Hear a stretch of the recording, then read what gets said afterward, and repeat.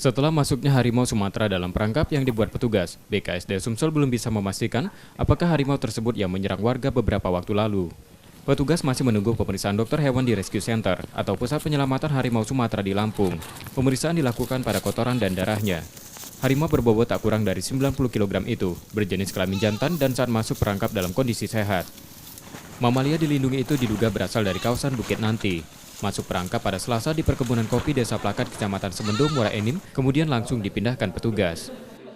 Harimaunya ini sekarang dibawa ke Tumbling Wildlife Nature Conservation. Jadi lokasi tersebut merupakan rescue center untuk harimau. Tentunya di sana nanti tim medis akan mencoba mengambil feses dan mungkin sampel darah gitu ya, untuk melakukan analisis lanjutan. Jadi kepastian apakah memang benar bahwasanya harimau ini pernah istilahnya memakan manusia gitu ya.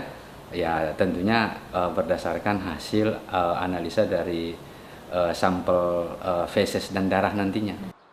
Sebelumnya BKSDA Sumsel memasang 2 unit perangkap di sekitar lokasi. Konflik harimau Sumatera dan manusia itu, sepanjang 2019, konflik manusia dengan harimau di Sumsel tertinggi sebanyak 23 kasus. Setelah dilakukan pemeriksaan, harimau yang masuk perangkap akan ditempatkan di kawasan konservasi atau dilepas liarkan jika dianggap tak membahayakan. Rezky Oktora, Muklas Diferensial, Kompas TV, Palembang.